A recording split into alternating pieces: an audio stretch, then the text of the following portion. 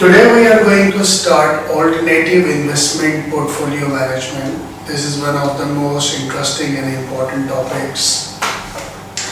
When you have investments, and it's very prudent to divide into different businesses, so we should have different risk and return. This is the theory behind the portfolio management, which in previous levels we have already discussed.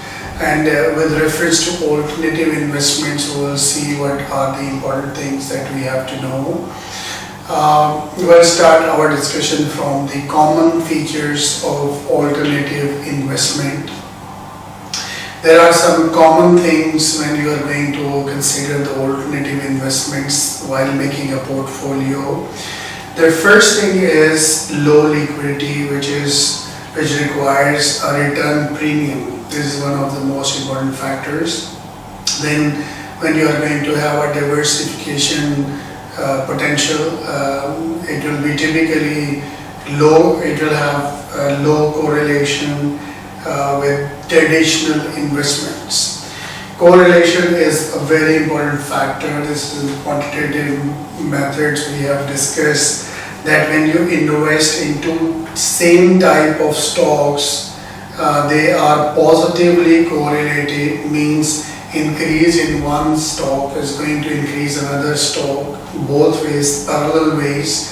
Then it's not prudent to put all your eggs in one basket, so we divide with different risk, different correlation set. This is very important, and it's like a common feature when we are going to plan an investment portfolio for any group entity or from any individual investor. High due diligence is required. Of course, it has a cost. So when it comes to, and certain times when it's about complex hedge funds, complexity of portfolio, uniqueness, sometimes we have low transparencies. These are the challenges in terms of high, in terms of due diligence, which increase the cost for us. There are certain difficult appraisals in which it's difficult to benchmark as like a standard, setting a standard, finding the comparable weightages. It's really complex in terms of information. When the information is less efficient than stock markets. Stock markets in the sophisticated societies, these are general in nature. They are efficient market, but not all markets are efficient, so information is less efficient sometimes in case we are going to build up our portfolio. What is our role in a portfolio is we have to set an exposure to the asset class that stocks and bonds cannot provide. Bonds, we already have discussed, secured and unsecured bonds. They are having their own risk and return. Same way when we are going to set the alternative investments, we have to see the exposure to that asset class, which stocks and bonds cannot provide. Every option has a different exposure, so exposure to special strategies, like when you are going to create a hedge and venture capital funds. These are too much in common nowadays. This is especially in US market. We should set special strategies and unique asset class that funds maybe in private equity or distressed securities. This is again a choice of an investor.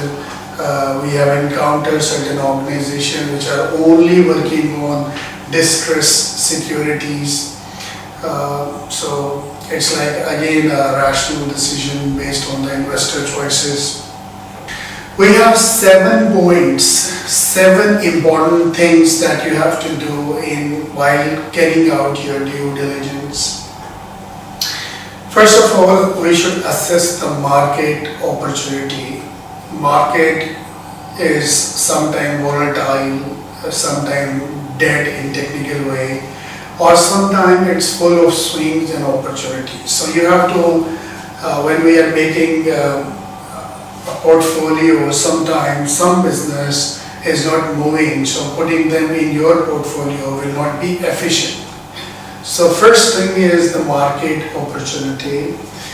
Then assess the investment process, like how smartly, efficiently we can do the process.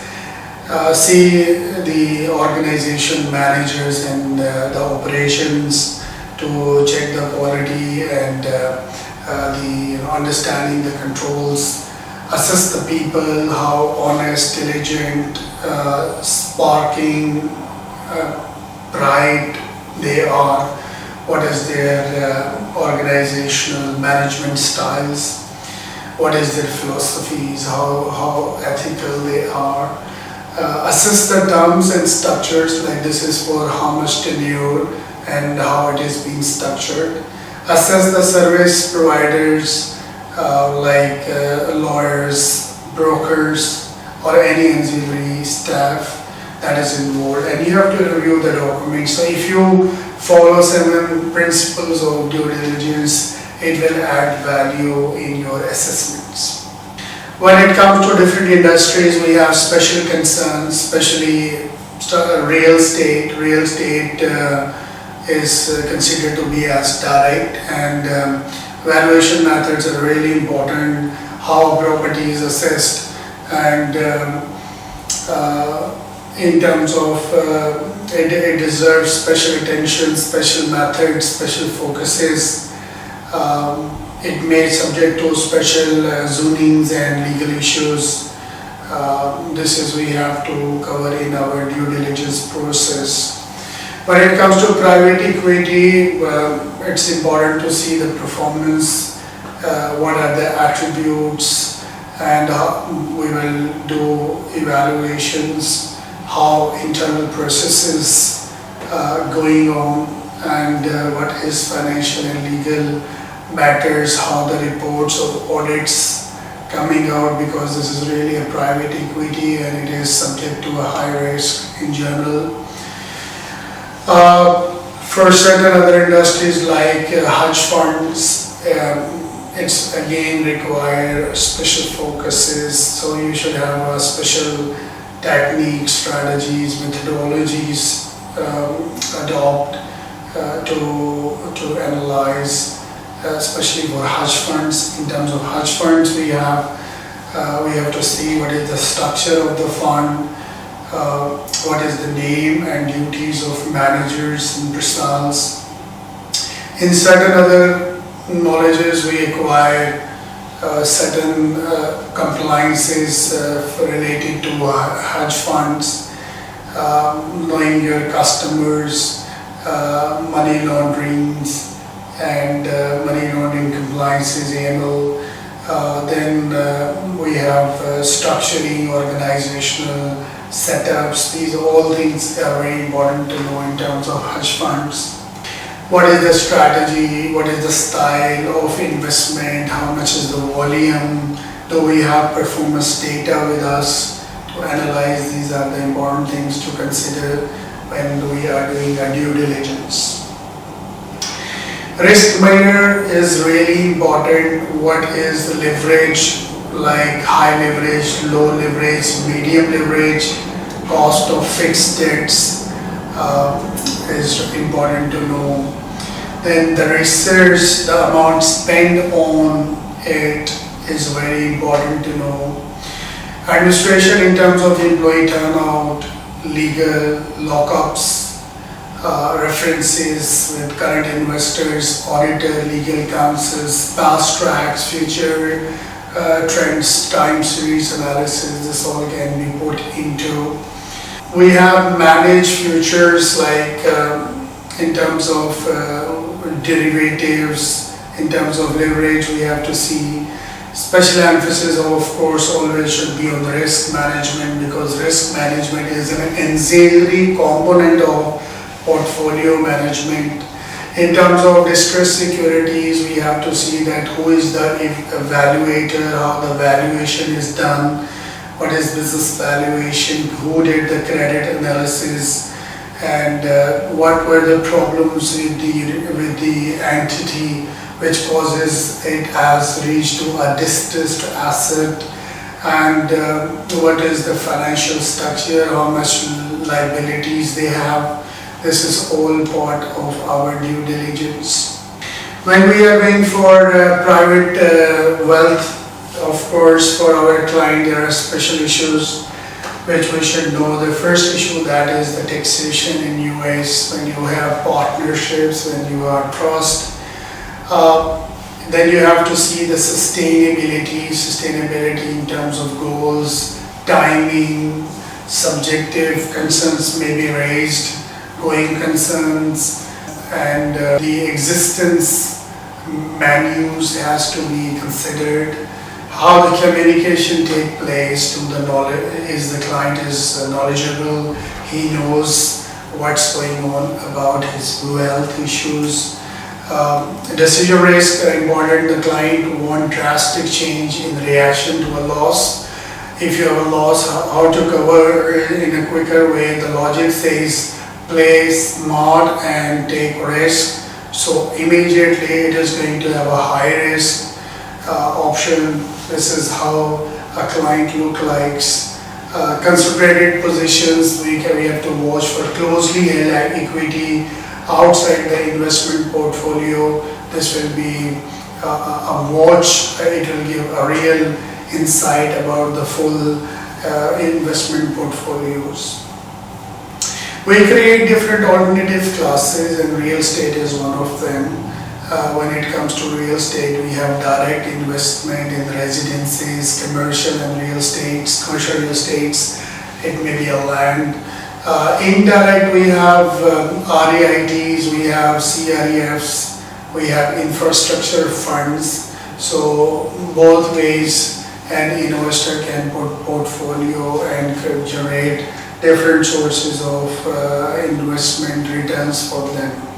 In terms of direct investment in real estate, generally we have to see the low liquidity, large size. If the lot is for large size, then does it has a high transaction cost, low mobility, and sporadic information in transactions. Generally, real estate provides diversification to a stock bond portfolio, can have a large risk component, of course, involved into. When it comes to private equity, the startup or formative stage companies are those which are not yet or has yet begun selling a product. So when you are in a conceptualization stage, there you are not entitled to a selling of a product. We can choose middle market private companies. They are preparing. They can prepare you for an initial public offering, which shortly we call as IPO. In terms of private investment in public entities, purchasing or privatizing a public company, an established private company or a division of an established company can be done in terms of private investments. These all options has low liquidity, and direct investment in private equity can be taken place when it is claimed to be directly from the firm. Indirect investment is usually done through the private equity funds. First they make a fund, and then this fund is going to purchase the available investment. Direct investment is either through the purchase of physical commodity or the purchase of derivatives on the commodities. You can do in both ways, but it is directly going to hit the commodity as tangible or intangible assets. Indirect investment in commodity is usually done through investment in companies whose principal business is associated with the commodities. So there is an indirect relation between the investments. Investments are fairly liquid, especially when compared to many other alternative investments. investment in commodity has common risk features, has low correlation with stocks and bonds. So ideally the purpose and the theory behind the portfolio management is being properly kept as in the mind when we are making a alternative investments portfolio and we are doing portfolio management. Let's talk about the managed funds. These funds are managed by different entities. It has some special characteristics with reference to the hedge funds. The primary legal structure of most managed funds in US is the limited partnership. So you have to launch a limited partnership fund. Mostly similar compensation schemes or manager base fee plus performance fees to keep them more incentive based. Usually we classify as absolute return strategies, and they are tends to trade in derivative market and generally take positive based on broad markets. Like we can have a macro focus for this, and it should have to be because the nature of the funds itself. Risk is a very key factor into this consideration. We have to see that what is the trend, and we have to see the standard deviation, correlation with other entities. We may experience a low liquidity for a private managed funds than for a public traded fund.